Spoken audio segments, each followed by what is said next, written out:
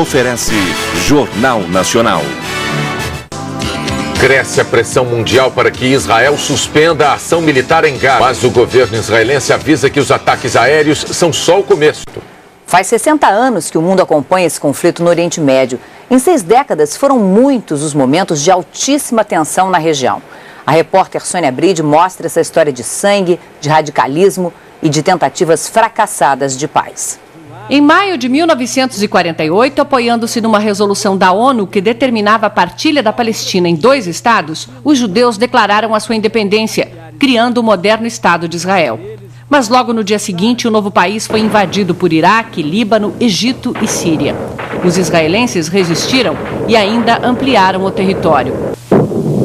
Em 1967, após várias ameaças e demonstrações de força militar do Egito, Israel deflagrou um ataque preventivo e teve início a Guerra dos 6 Dias.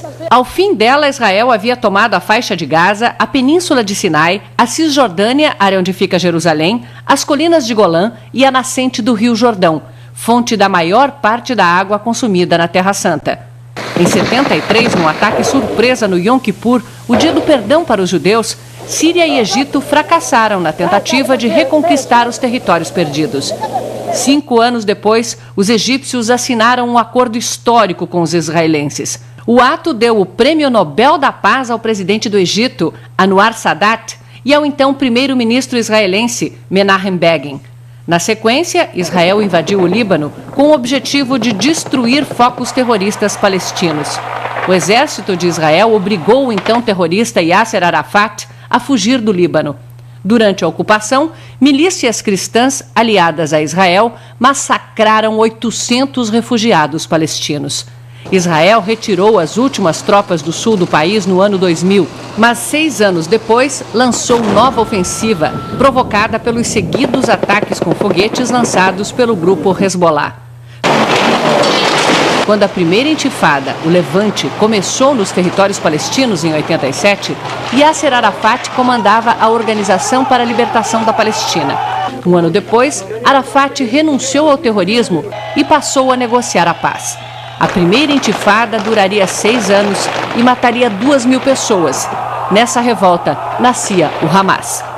Em 93, um novo acordo de paz. E no ano seguinte, Arafat, o então primeiro-ministro de Israel, Isaac Rabin, e o ministro das Relações Exteriores, Shimon Peres, dividiriam o Nobel da Paz. Israel começou a devolver os territórios ocupados. Um radical israelense assassinou Isaac Rabin em novembro de 95. O então presidente Bill Clinton fez pressão, mas em 2000, Arafat recusou a proposta que dava aos palestinos o controle de 95% dos territórios ocupados.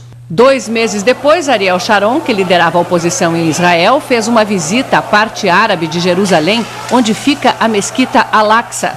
Para os palestinos, uma provocação. Começava uma nova intifada.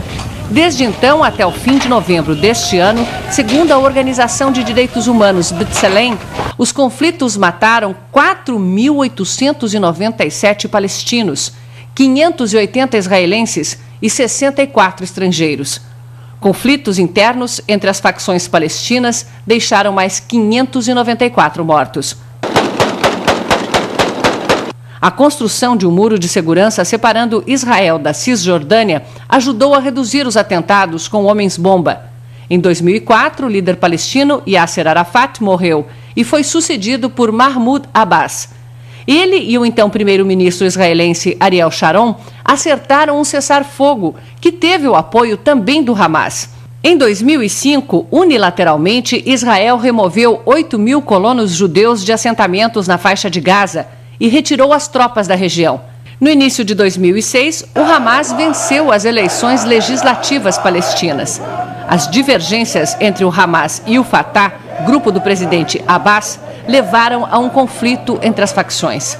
Desde então, o Hamas passou a controlar a faixa de Gaza e o Fatah a Cisjordânia.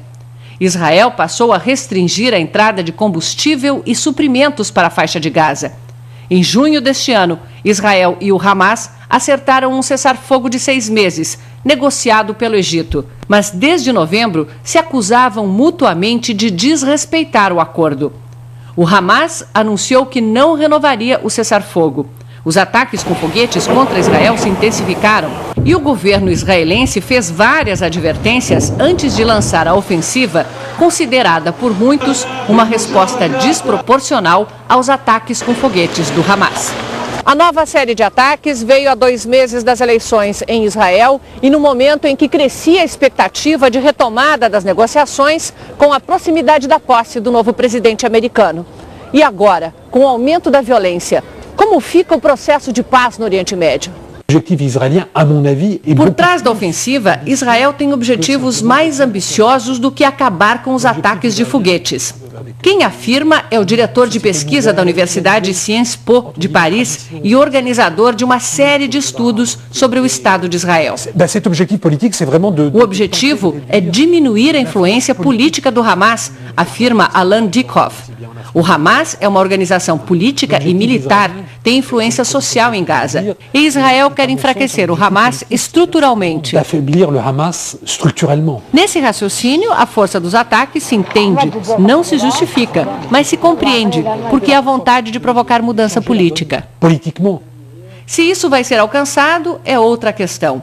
O analista acha que Israel terá dificuldade em afastar o povo palestino do Hamas, porque isso não se consegue com meios militares. O efeito pode ser exatamente o contrário. O pesquisador prevê que os ataques terminem em pouco tempo, porque um conflito prolongado ou a reocupação da faixa de Gaza podem levar à morte de soldados israelenses e prejudicar o governo nas eleições.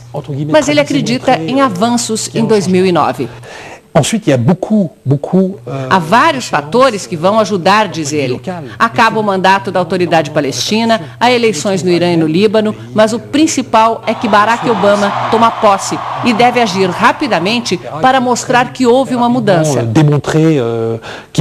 Se isso acontecer, Israel pode sair com um cessar-fogo mais consistente e os palestinos com o fim do bloqueio à faixa de Gaza.